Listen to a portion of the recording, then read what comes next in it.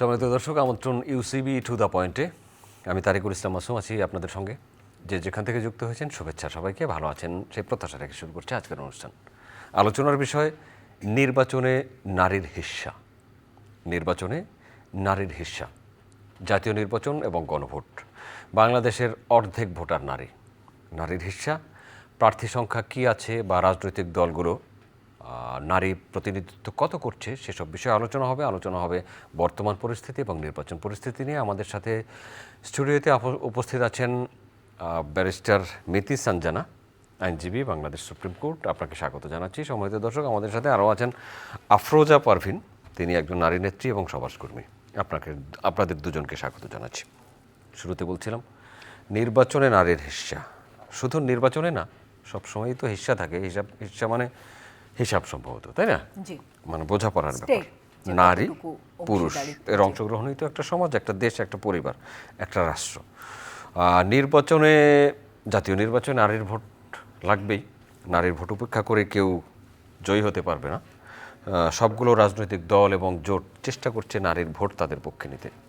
আমরা যখন কথা বলছি এই সময় সামাজিক যোগাযোগ মাধ্যম এবং সামাজিক যোগাযোগ মাধ্যম হ্যাক হয়ে কোনো তথ্য পাচার হয়েছে বা প্রচার হয়েছে। কেউ কেউ দুঃখ প্রকাশ করেছেন, নারীদেরকে নিয়ে কেউ কথা বলেছেন, নারীর পক্ষে কেউ বলেছেন, নারীর বিপক্ষে কেউ বলেছেন, কেউ ভুলে বলেছেন, কেউ শুদ্ধ করে বলেছেন।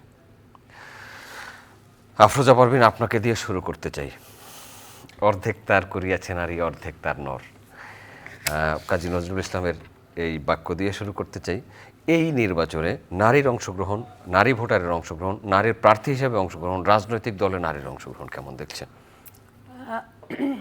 আসলে আমরা একটা জিনিস লক্ষ্য করি। আমি আপনাকে ধন্যবাদ যে আমি বলতে সুযোগ দিয়েছেন।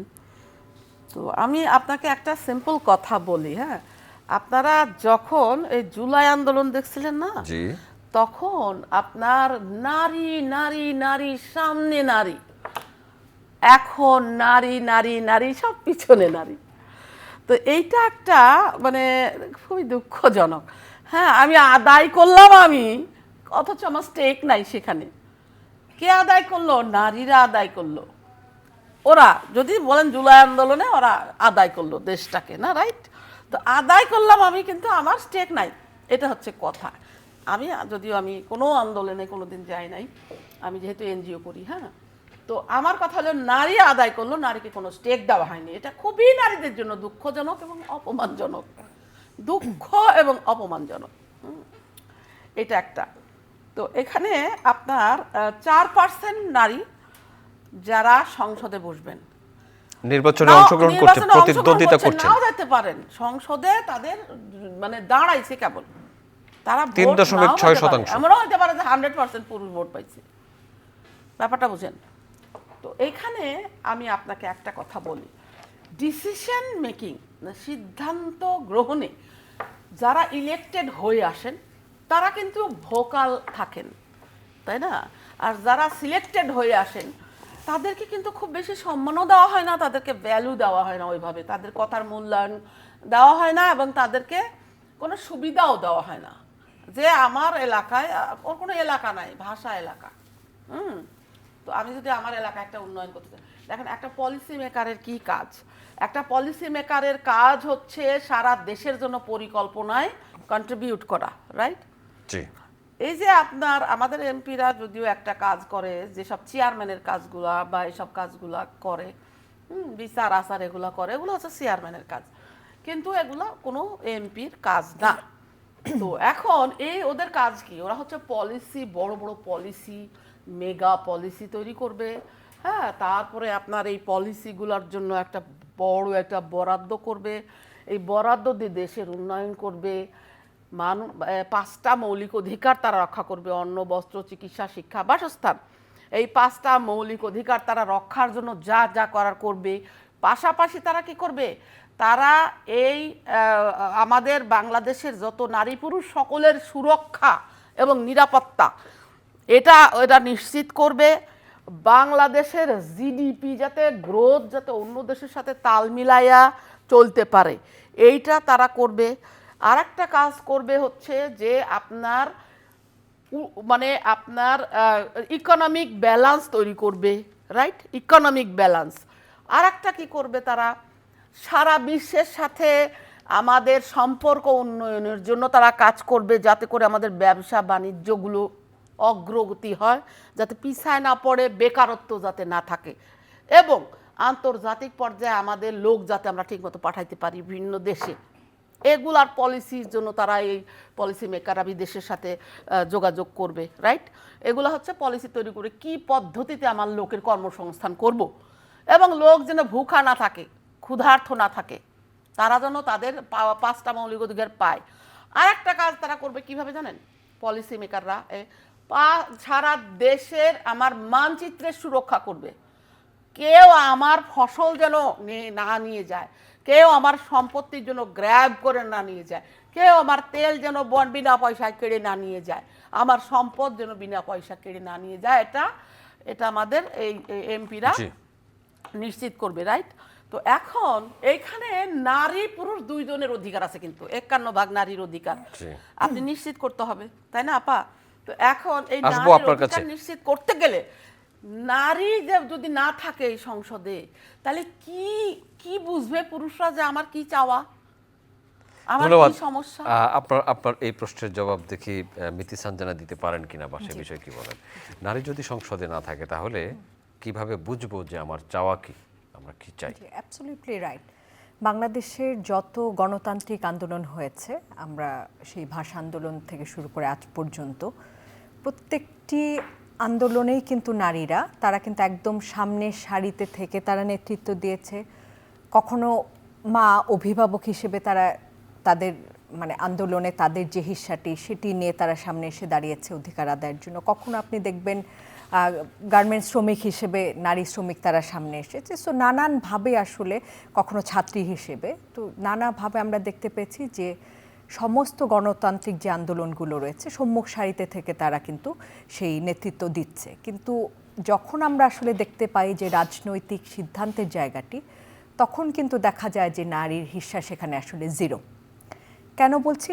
আমাদের যে আরপিও আইন রয়েছে, সেখানে গণপ্রতিনিধিত্ব যে আদেশ রয়েছে, সেখানে খুব স্পষ্টভাবেই বলা রয়েছে যে প্রত্যেকটি রাজনৈতিক দল যে রয়েছে, সেই রাজনৈতিক দলগুলোর প্রতিটি কমিটিতে এবং সেন্ট্রাল কমিটি সহ সব কমিটিতে কিন্তু 33% নারীদের অংশগ্রহণ সেটিকে নিশ্চিত করতে হবে। এবং এটার একটা বড় দায়িত্ব হচ্ছে ইলেকশন কমিশন, যে তাদের কিন্তু আসলে দায়িত্ব যে এই বিষয়টি তারা দেখভাল করা। কিন্তু নির্বাচন কমিশন দেখছেন তো, দেখছেন, সেটা তো আসলে আমরা দেখি যে থিওরিটিক্যালি সেটা রয়ে গেছে, কিন্তু প্র্যাকটিক্যালি আপনি যদি দেখেন, এবারের কথা আমরা যদি বলি, যে 51টি রাজনৈতিক দল তারা নির্বাচনে অংশগ্রহণ করছে, এবং এর মাঝখানে মোর দেন মেজরিটি দল যারা রয়েছে, সেখানে কোনো নারী প্রার্থীকে কোনো ধরনের কোনো মনোনয়ন দেওয়া হয়নি। এবং অন্যান্য বাকি যে দলগুলো রয়েছে তারাও যতটুকু দিয়েছেন, সেখানেও আসলে এটা এত নগণ্য সংখ্যাটি যে সেটি আসলে উল্লেখ করার মতো না। যেখানে আমাদের আরপিওতে বলা আছে যে 33% নারীর অংশগ্রহণ সব ধরনের কমিটির থেকে শুরু করে সেন্ট্রাল কমিটিতেও থাকতে হবে। তো যখন তারা রাজনীতির মাঠে তারা নেই, এবং এই 33% নারীকে আসলে এই রাজনৈতিক সিদ্ধান্ত গ্রহণে তাদেরকে ইনভলভ করা যাচ্ছে না, সেই ক্ষেত্রে তো এই নমিনেশনের ক্ষেত্রে, ইলেকশনের সময় এই বিষয়গুলো হবেই, কি করে তারা পার্টিসিপেট করবে? তো দেখা গেছে যে অনেক দল, স্বাধীনতার পরবর্তী থেকে, এটা 72 সালের একটি আদেশ, তো তার পরবর্তীতে এত পরিবর্তনের মধ্যে দিয়ে গেছে, কত ধরনের আইন হয়েছে, বিভিন্ন দল দীর্ঘ সময় ধরে তারা টানা ক্ষমতায় থেকেছেন, তারপরেও কিন্তু আমরা আসলে নারীর এই রাজনৈতিক সিদ্ধান্ত গ্রহণের জায়গাটি, নারী প্রধানমন্ত্রী, নারী বিরোধী দলীয় নেতা, নারী স্পিকার থাকা সত্ত্বেও কিন্তু আমরা এখন পর্যন্ত সেটি অ্যাচিভ করতে পারিনি। এর কি কোনো সুফল এসছে এই নারী নেতৃত্বের সুফল? হ্যাঁ, আমরা তো ভেবেছিলাম সুফল আসবে, কিন্তু এখন আমরা আসলে যেটা দেখতে পাচ্ছি যে বিভিন্ন ধরনের আসলে প্রতিবন্ধকতা। এই কম সংখ্যক যে নারী যারা রয়েছেন, তারাও যখন তাদের এই রাজনৈতিক প্রচারণায় তারা মাঠে নামছেন, দলগুলোর অধীনে তো যে নারীরা ইলেকশন করছেন তারা ঠিক আছে, তারা এক ধরনের দলের ছত্রছায়ায় আছেন, কিন্তু ধরেন স্বতন্ত্র যারা ইলেকশন করছেন অনেক নারীরা, সেই সমস্ত নারীদের বা দলের অধীনেও যারা আছেন, সেই সমস্ত নারীদের ক্ষেত্রেও কিন্তু আমরা দেখছি নানান ধরনের সামাজিক প্রতিবন্ধকতা, নানান ধরনের সাইবার বুলিংয়ের শিকার তারা হচ্ছে, নানান ধরনের হুমকি হামলা। এত কিছু শিকার হচ্ছেন যে এই জায়গাটিতে আমরা কিন্তু কোনোভাবেই তাদের এই নিরাপত্তা নিশ্চিত করতে পারছি না। তাদের যে একটা স্মুথলি যে তারা অপারেট করবেন এই ফাংশনটা, এটা কিন্তু এখন পর্যন্ত আমরা কোনোভাবেই নিশ্চিত করতে পারছি না। এবং এর মূল কারণ, যে প্রশ্নটি আপনি করেছেন, আবার সেই জায়গায় আমরা চলে যাই, সেটা হচ্ছে যে যেহেতু রাজনৈতিক সিদ্ধান্ত গ্রহণে আমরা নারীকে আসলে সেভাবে মানে অংশ নিতে পারছেন না নারীরা, বা আমরা আসলে তাদেরকে ইনভলভ করতে পারছি না, এটা একটা মূল নারীরা কারণ। কি চাচ্ছে? আমি মনে করি অবশ্যই চাচ্ছেন নারীরা, এবং তারা চাচ্ছেন, কিন্তু অনেকে এই প্রতিবন্ধকতাটাকে সাথে করে নিয়ে তারা পারছেন এগিয়ে যেতে, সেটা খুব নগণ্য সংখ্যায়। কিন্তু এই যে আননেসেসারি প্রবলেমগুলো তৈরি হচ্ছে এবং প্রতি পদে পদে যে বাধার সম্মুখীন তারা হচ্ছেন, অনেক ক্ষেত্রেই যে ধরনের হুমকি, জীবনের হুমকির থেকে শুরু করে সাইবার হ্যারাসমেন্ট থেকে শুরু করে ক্যারেক্টার অ্যাসাসিনেশন, এই বিষয়গুলো যখন আসে অনেকে আসলে এই মানে আমি দেখেন একটা পুরুষ তিনি যখন নির্বাচনে অংশ নিচ্ছেন, একজন পুরুষ এবং তার একজন প্রতিদ্বন্দ্বী নারী, তারা কিন্তু সেই লেভেল প্লেইং ফিল্ডটা কিন্তু নারী পুরুষের মধ্যে আমরা নিশ্চিত করতে পারছি না। আমরা তো বলি যে শক্তিশালী রাজনৈতিক দল এবং দুর্বল রাজনৈতিক দলের মধ্যে একটা লেভেল প্লেইং ফিল্ড তৈরি করা, যে কোনো কিছুতে আমরা লেভেল প্লেইং ফিল্ডের কথা বলি, কিন্তু নারী আর পুরুষের মধ্যে সেই লেভেল প্লেইং ফিল্ডটা তো আমরা আসলে তৈরি করতে পারছি না। কারণ একজন পুরুষ, উনাকে তো কোনো এক্সট্রা হার্ডেল ক্রস করতে হচ্ছে না, কেউ এসে উনাকে তো আক্রমণ করছে না, কেউ তো সাইবার বুলিংয়ের শিকার তিনি হচ্ছেন না, তিনি ক্যারেক্টার অ্যাসাসিনেশনের শিকার হচ্ছেন না, সাইবার বিভিন্ন যে অপরাধগুলো হচ্ছে সবই নারী কেন্দ্রিক হচ্ছে। আপনাকে তো ধন্যবাদ। এইটা তো আমরা নিশ্চিত করতে পারছি না। কাছে আফরোজা পারভিন, নারীদের নিয়ে মুখরোচক আলোচনাও হয়, যে কথাটা তিনি বললেন সাইবার বুলিংয়ের কথা, চরিত্র নিয়ে কথা বলা, এই রাজনৈতিক ডামাডোলের মধ্যে, নির্বাচন কেন্দ্রিক ডামাডোলের মধ্যে নারীরা কিন্তু আবার আলোচনায় এসছে। কোনো কোনো জায়গা থেকে ঢাকা বিশ্ববিদ্যালয়কে কেন্দ্র করে বলা হয়েছে, আবার জামায়াত ইসলামের আমিরের টুইটার অ্যাকাউন্ট হ্যাক করেও বলে একটা কথা বলা হয়েছে, এবং তিনি বলেছেন তিনি হ্যাক করেছে একটি রাজনৈতিক দল। আবার অন্য রাজনৈতিক দলের পক্ষ থেকে বলা হয়েছে যে আসলে হ্যাক করা হয়নি, হ্যাক এইভাবে করা যায় না। যাই হোক, আলোচনায় নারী, কারটা কি হ্যাক হয়েছে বা হয়নি সেটা ভিন্ন ব্যাপার, কিন্তু বিপক্ষে সব কথাই হয়েছে নারীর। নারীর পক্ষে কে বলবে?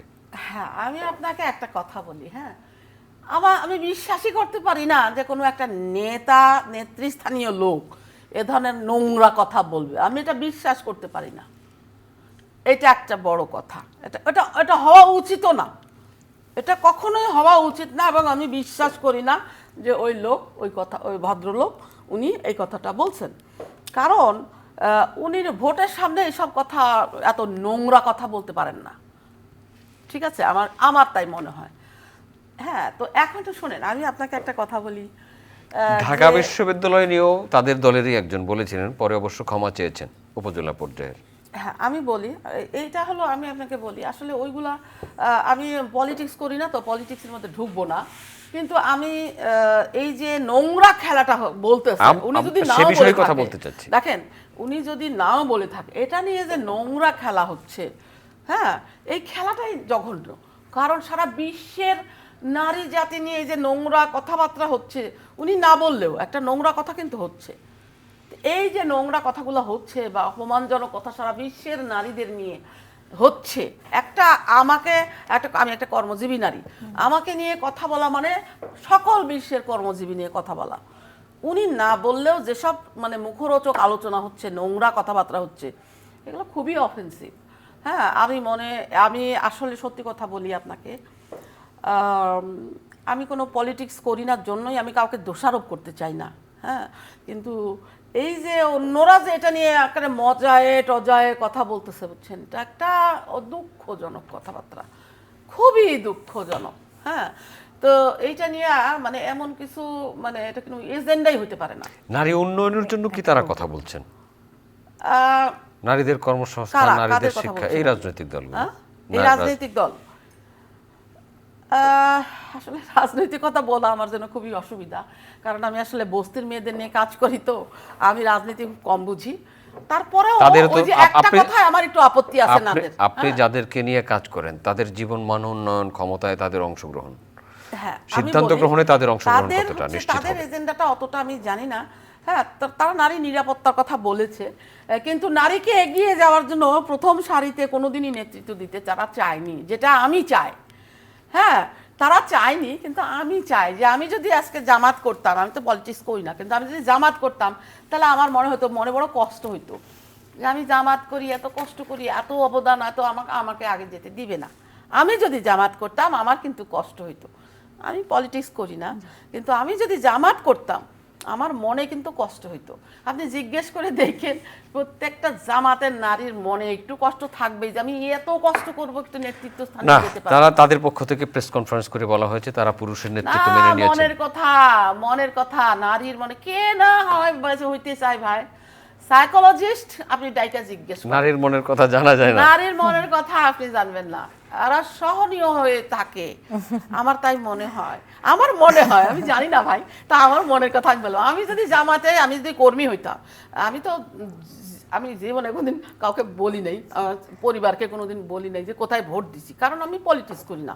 সোজা কথা আমার, আমি কেন বলতে যাবো কাকে ভোট দিছি, আমি অরাজনৈতিক প্রতিষ্ঠান। কিন্তু আমি যদি জামাত করতাম, আমারে ওই যে নেতৃত্ব স্থানীয় না দিলে আমি কিন্তু কষ্ট হইতাম ভাই। এটা হচ্ছে আমার কথা। হ্যাঁ, আমার ওই ধন্যবাদ জায়গাটা আপনাকে আমার একটু ব্যারিস্টার মিতি সানজানা। তিনি দেখুন, তো কর্মজীবী নারী আমরা যদি বলি যে আমাদের আমি যদি অর্থনৈতিক মূল চালিকা শক্তি। একটু বলি, আমি দুইজন নারীর সাথে কথা বলছি। এই দুইজন নারী কিন্তু তার যোগ্যতায়, মেধায়, দক্ষতায় এবং শিক্ষা দীক্ষা দিয়েই নিজ নিজ জায়গায় ভালো অবস্থান রাখছেন এবং কাজ করছেন। আপনি ব্যারিস্টার হিসেবে কর্মজীবী নারী আমরা। জি, কর্মজীবী নারীদের জন্য বা এখন যে নারী বিষয়টি সামনে এসছে, জি, কর্মজীবী নারী বা কোনো নারী তো অকর্মজীবী না। না। মানে যেই মা কোনো চাকরি করেন না বা শিক্ষকতা করেন না, তিনি যে সংসারে তার সন্তান লালন পালনের যেই বিনিয়োগটি করেন, সে তো অনেক বড় একটা জি, স্যাক্রিফাইস এবং কাজ, বা সেখানে তো কর্মজীবী। কিন্তু নারীর সম্মান বোধ হয় একটু অসম্মানের সাথে উচ্চারিত হচ্ছে। খুবই দুঃখজনক ব্যাপার এটি।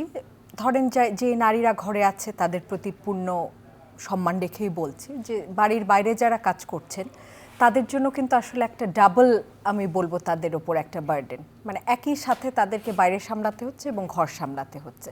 এবং আপনি দেখেন বাংলাদেশের অর্থনীতির যে মূল চালিকা শক্তি, আমরা যদি জাস্ট ফর অ্যান এক্সাম্পল আমরা যদি বলি যে আমাদের এই যে পোশাক খাত যেটি আছে, পোশাক খাতে যে নারীদের অবদান, যেটার উপর জিডিপি দাঁড়িয়ে আছে আমাদের, সেখানে পোশাক খাতে নারীদের যে অবদান, পোশাক খাতে যত মানুষ কাজ করেন তাদের মধ্যে মোর দেন 80% হচ্ছেন নারী।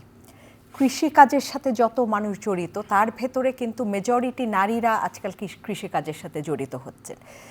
তো এই যে কর্মজীবী নারীরা, এই নারীরা তাদের ঘাম শ্রম সেটিকে যখন অপমান করা হয়, এবং আমি মনে করি যে একটি নেতৃস্থানীয় জায়গার থেকে যারা কথা বলেন, লিডারশিপের জায়গাটির থেকে, তাদের কাছে কিন্তু জনগণের অনেক এক্সপেকটেশন, সারা বাংলাদেশের মানুষের এক্সপেকটেশন, এবং সেই সাথে এই যে 51% যে নারী, হ্যাঁ, সমগ্র জনগোষ্ঠীর যে 51% নারী, আমরা আসলে এই জিনিসটা আশা করি না। এবং ইম্পালসিভ হয়ে তারা কোনো ধরনের কোনো বক্তব্য দিবেন, ঢালাওভাবে এই ধরনের বক্তব্যগুলি, মানে নারীর প্রতি অসম্মানজনক কোনো ধরনের বক্তব্য, সেটা কোনোভাবেই কোনো অবস্থাতেই কাম্য নয়। যেখানে আসলে এই 51% নারী, তাদের একটা বিরাট অংশ বিভিন্ন ধরনের ইনকাম জেনারেটিং কাজের সাথে তারা জড়িত। আমাদের ফরেন কারেন্সি আর্ন করার থেকে শুরু করে জিডিপি গ্রোথ যে সেটাতে ভূমিকা রাখছেন আমাদের দেশের নারীরা, কর্মজীবী নারীরা। তো কাজেই এই ধরনের বক্তব্যটা কোনোভাবেই এটা অ্যাকসেপ্টেবল না। এবং আমি মনে করি এই যে সিদ্ধান্ত গ্রহণের জায়গাটিতে যে আমরা নারীকে আনতে পারছি না, লিডারশিপের জায়গাটিতে আমরা যে নারীকে নিয়ে যেতে পারছি না, তার ফলেই কিন্তু আপনার যে নারী বান্ধব পলিসিগুলো এবং নারীর জায়গা থেকে যে একটা ভাবা, আপনি যখন আইন তৈরি করবেন, নারী বান্ধব আইন আপনি কিভাবে তৈরি করবেন? পার্লামেন্টে নারীরা থাকবে, তারাই তো সেই আইনগুলো তারা আসলে তৈরি করবে। তো তারাই যদি আসলে সিদ্ধান্ত গ্রহণে অংশগ্রহণ করতে না পারেন, একজন নারীর পার্সপেক্টিভ থেকে আপনি কিভাবে জানবেন যে তার প্রয়োজনীয়তা কি, তার কি কি চাহিদা রয়েছে? তো সেই জায়গাটি তো আমরা জানতে পারবো না, এবং লিডারশিপের জায়গায় তিনি যখন যেতে পারছেন না তখনই তো নানান ধরনের প্রশ্ন উত্থাপন হয়, এবং সেই ক্ষেত্রেই তো আসলে আমরা দেখা যায় যে, এবং আপনি দেখেন সংবিধানেও তো সমান অধিকারের কথা বারবার করে বলা হয়েছে, এবং আমরা জানি যে একটা আসলে মানে ন্যায় ভিত্তিক সমাজ গঠন করতে গেলে সেখানে নারী পুরুষের সমতা, আসলে যেই রাজনৈতিক দল নারী পুরুষের সমতার কথা বলবেন, গণতন্ত্রের কথা বলবেন, এবং যে রাজনৈতিক দল আসলে একটি ন্যায় ভিত্তিক সমাজ গঠন, অসাম্প্রদায়িক সমাজ গঠনের কথা বলবেন, তাদের কাছে কিন্তু ভোটটা যাবে। এবং এই যে 51% নারী, তাদের ভোটকে বাদ দিয়ে কিভাবে আসলে চিন্তা করি আমরা যে কোনো একটি দল তারা আসলে ক্ষমতায় যাবেন? এদেরকে বাদ দিয়ে এত বড় একটা স্টেক হোল্ডার, এই যে আমরা নারীর হিস্সা নির্বাচনে বলছি, সেখানে 55% হচ্ছে নারীদের অংশগ্রহণে এই নির্বাচনটি হবে, বাকি 45% ছেলেদেরকে। তো তাদেরকে বাদ দিয়ে আমরা কোনো ধরনের নারী বান্ধব পলিসি করার কথা চিন্তা না করে, নারীদেরকে নেতৃত্বে আনার চিন্তার কথা বাদ দিয়ে আমরা যদি কোনো ধরনের ইশতেহার দিই, কোনো ধরনের কোনো ম্যান্ডেট দিই, সেটা তো আসলে গ্রহণ করবে না। এই যে পুরো জনগোষ্ঠীর অর্ধেকের বেশি জনগোষ্ঠী, তারা তো এটাকে ছুঁড়ে ফেলে দিবে, সেটা আমি মনে করি। আপনাকে ধন্যবাদ। আফরোজা পারভিন। হ্যাঁ, আমি একটা আপার একটা কথার একটু দ্বিমত পোষণ করছি। আপা বলছেন যে আমাদের দেশের নারীরা খুবই খারাপ অবস্থার মধ্যে আছে। আমাদের দেশের নারীরা এখনো ভালো অবস্থার মধ্যে আছে, তবে খারাপ অবস্থায় যাবে কিনা এটা বর্তমানে সিদ্ধান্ত হবে এই ইলেকশনের পরে। আমি কেন বলি আপনাকে, আপনি তো জানেন গ্লোবাল ইকোনমিক যে ফোরামের যে খারাপ অবস্থায় ছোটা বলছি না, আমি বলছি নারীর প্রতি সমাজের যে দৃষ্টিভঙ্গি সেটি খুব খারাপ। নারীরা খারাপ অবস্থা, ঠিক আছে, এই কথাটা আমি একটু বলি। আপনাকে ডাটা দিয়ে বলছি। আপনার হচ্ছে যে আপনার গ্লোবাল জেন্ডার গ্যাপ যে রিপোর্টটা আছে না আপা, সেখানে আমাদের বাংলাদেশে টোটাল সারা ওয়ার্ল্ডে টোটাল 148টা দেশ হচ্ছে আপনার ইয়ে করে, ওই রিপোর্ট সাবমিট করে, রাইট? তো ওইখানে 148টা দেশের মধ্যে বাংলাদেশের নারীদের অবস্থান শুধুমাত্র 26-এ, তার মানে 26তম, মানে আমরা অনেক উপরে। আর ইন্ডিয়ার নারীদের অবস্থান হচ্ছে 131তম, আর পাকিস্তানের নারীদের অবস্থান হচ্ছে 148তম, মানে সবার নিচে। আমরা এখনো ভালো আছি এবং আরো ভালো থাকবো কি করে সেই বিষয়ে আমি পরামর্শ দিচ্ছি এখন। না, সবচেয়ে নিচে যে অবস্থান আছে তার সাথে তো আমরা কখনো কম্পেয়ার করব না। না, আমরা কম্পিটিশন কম্পেয়ার না, আমরা ভালো আছি, ভালো থাকতে চাই, আমি সেই কথাটা বলছি। কিভাবে ভালো থাকতে পারি আমরা সেটা বলবো। মনে করেন যে এখন আমাদেরকে দিল না, এখনো নমিনেশন দেয় না, যা হবার হয়ে গেছে, কিন্তু এখনো আমাদের পথ আছে। কি পথ আছে আমি সেইটা বলতেছি। ধরেন যে বিভিন্ন ধরনের সংসদীয় কমিটি হয়, ঠিক আছে? প্রত্যেকটা সংসদের মন্ত্রণালয়ের একটা সংসদীয় কমিটি হয়। ওই সকল নেতৃস্থানীয় ওই সকল কমিটিগুলো যদি জেন্ডার মানে ব্যালেন্স করে তৈরি করে, ওই যে সংসদীয় যে কমিটিটা প্রত্যেকটা মন্ত্রণালয়ের, ওই সকল জায়গায় কিন্তু শুধু এমপিরা থাকেন না, এমনি নেতৃবৃন্দও থাকেন যারা ইলেক্টেড না, রাইট? তো ওই সকল জায়গাতে যেন ওই নারীরা যাতে ওখানে জেন্ডার ব্যালেন্স হিসাবে করে আপনার অংশগ্রহণের সুযোগ পায়, এটা আমার সকল হচ্ছে নেতাদের কাছে, নেত্রীদের কাছে আমার দাবি, নেতাদের কাছে আমার এই দাবি যে আপনারা যদি, হ্যাঁ নেতাই তো আছে, নেতৃত্ব নাই, তো যে কারণে আমার নেতাদের কাছেই বলতে হবে। তো এখন যে নেতার কাছে আমার কি দাবি, সেটা হলো যে আপনারা সংসদীয় যে কমিটিটা আছে রে ভাই, যে সংসদীয় কমিটি সব প্রত্যেকটা সংসদে নারী রাখবে। সংসদীয় কমিটির কথা যদি তাহলে মনে হয় সংসদ সদস্যদের দিয়ে ওই সংসদীয় কমিটিগুলো করা হয়। সদস্য ছাড়া ওখানে মেম্বার থাকে, সবাই ওনারা লিডার থাকেন, একটা সংসদ সদস্য লিডার থাকেন, কিন্তু জেনারেল মেম্বার থাকে, কমিটি আছে, সেন্ট্রাল কমিটি যারা আছে, শুধুমাত্র একজন নেতা থাকে এমপি ওই সংসদীয় কমিটি, যারা মন্ত্রী না, অন্য একটা ধরেন যে এমপি থাকে ওখানে, ঠিক আছে? আর এই মন্ত্রীরা কিন্তু তাকেও একটা সম্মান দিয়ে একটা পদে রাখা হয় এমপি। ওই এমপি থাকার পরেও আরও কমিটিতে মেম্বার থাকে।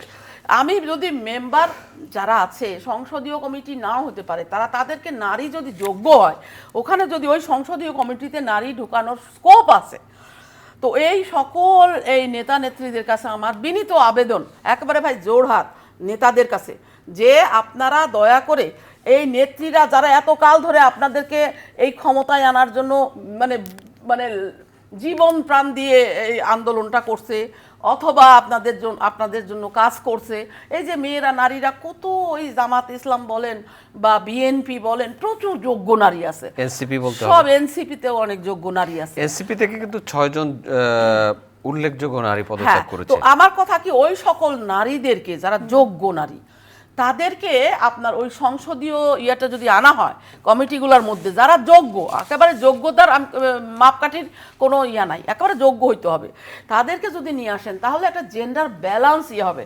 তা যদি না করেন তাহলে কি হবে, যে আমি আপনাকে বলতেছি কি ক্ষতি হবে বাংলাদেশের।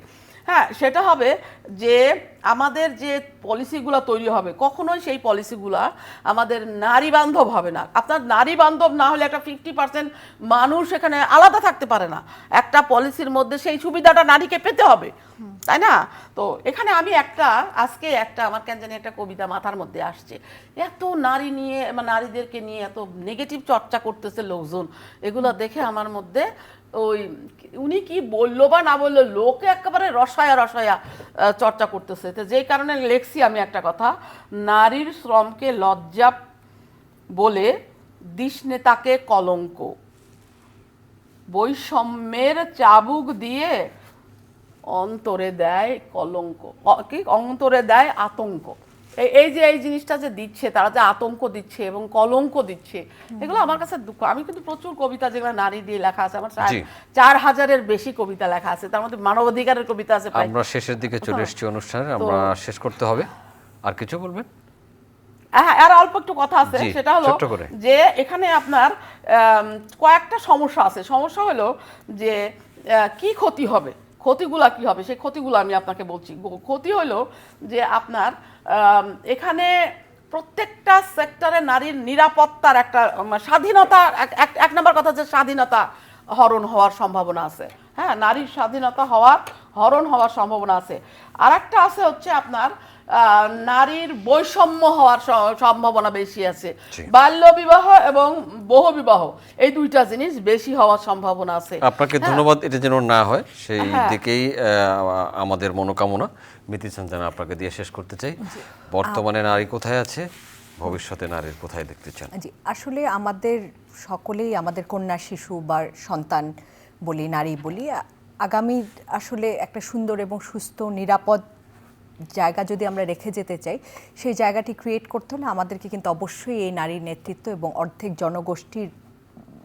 অর্ধেকের বেশি যে জনগোষ্ঠী, এদেরকে বাদ দিয়ে সামনে এগিয়ে যাওয়ার আসলে কোনো ধরনের কোনো রাস্তা বা বন্দোবস্ত আমি দেখি না। এবং এই যে অসংখ্য নারীদের ঘাম শ্রমে গড়ে ওঠা যে রাষ্ট্র, এবং সেই রাষ্ট্রে নারীর যে হিস্সা, সেটি আসলে আদায় করতে গেলে আসলে নারীদেরকেই, আমি মনে করি, তার যে নিজস্ব হিস্সা সেটিকে আদায় করতে হবে। কেউ আসলে এগিয়ে দিবে না। সেটি আমরা বারবার ভাবি যে বিভিন্ন পজিটিভ ডিসক্রিমিনেশন, আমরা বারবার কিন্তু প্রতারিত হই, ভাবি যে পুরুষরা একই সাথে আমাদের সাথে কাঁধে কাঁধ রেখে আমাদের অধিকার আদায়ের আন্দোলনে তারাও আসলে শরিক হবে। কিন্তু আসলে দেখি শেষ পর্যন্ত যে কাজ সরিয়ে নেয়, এবং সেই যে ওই যে ভোট ব্যাংকের জায়গা, বিভিন্ন জায়গার থেকে নানান ধরনের সেগ্রেগেশনটা তৈরি হয়ে যায়, এবং সবশেষে নারীকে আসলে ব্যবহৃত হয় নারী বিভিন্ন আন্দোলনের সংগ্রামে প্রয়োজনে। কিন্তু সেই প্রয়োজনটা যখনই আসলে প্রয়োজনটা মিটে যায়, তারপরেই কিন্তু আসলে নারীকে সরিয়ে রাখা, যে দূরে সরিয়ে দেওয়ার যে জায়গা, এই মেন্টালিটির থেকে আসলে আমাদেরকে বেরিয়ে এসে নারীর রাজনৈতিক যে ক্ষমতায়ন, সেটাকে অনেক বেশি শক্তিশালী করতে হবে। নেতৃত্বে নারীকে অনাক বেশি বেশি আসতে হবে। নারীরা কি পৃথক রাজনৈতিক দল করতে পারে নাকি? আসলে আমার তো মনে হচ্ছে যে এটা বলার প্রয়োজন ছিল না, যে নারী পুরুষ সবাই তো একসাথে, এবং নারীর জন্য আলাদা পৃথক রাজনৈতিক দলের আসলে কোনো প্রয়োজনীয়তা ছিল না বা নেই। কিন্তু এখন আসলে যে ধরনের পরিস্থিতি দেখে আসলে আমার কাছে মনে হয় যে that could be an option. কারণ এই রাজনৈতিক ক্ষমতায়নে যদি নারীর অংশগ্রহণ না হয়, নারীর পার্টিসিপেশন না হয়, এবং সেই পলিসি মেকিংয়ের জায়গাটিতে যদি নারী যে তার গুরুত্বপূর্ণ অবদান রাখতে না পারেন, এবং নারীর পার্সপেক্টিভ থেকে তো বুঝতে হবে একজন নারী তার কি আসলে চান, রাষ্ট্রে কী ধরনের নারী বান্ধব আইন চান, কী ধরনের সমস্যার মধ্যে দিয়ে তিনি যান। সো সেগুলোকে আইডেন্টিফাই করতে হলে এবং সেগুলোকে আসলে নিশ্চয়তা মানে নিশ্চিত করতে গেলে আগামীতে আমাদের কন্যা শিশু যারা রয়েছে, আমরা যারা মা, আমাদের সন্তানদের জন্য যদি আমরা কন্যা সন্তানদের জন্য যে একটা সুন্দর নিরাপদ পৃথিবী রেখে যেতে গেলে অবশ্যই নেতৃত্বে এবং রাজনীতিতে নারীর ক্ষমতায়নের কোনো বিকল্প নেই। ধন্যবাদ মিতি সানজানা, ধন্যবাদ আফরোজা পারভিন। সম্মানিত দর্শক, এতক্ষণ আমাদের সাথে থাকার জন্য কৃতজ্ঞতা। আগামী অনুষ্ঠান দেখার আমন্ত্রণ রইল। দেখা হতে পারে সেই অনুষ্ঠানে। ভালো থাকবেন সবাই। আপনাদের সবার জন্য অনেক অনেক শুভকামনা।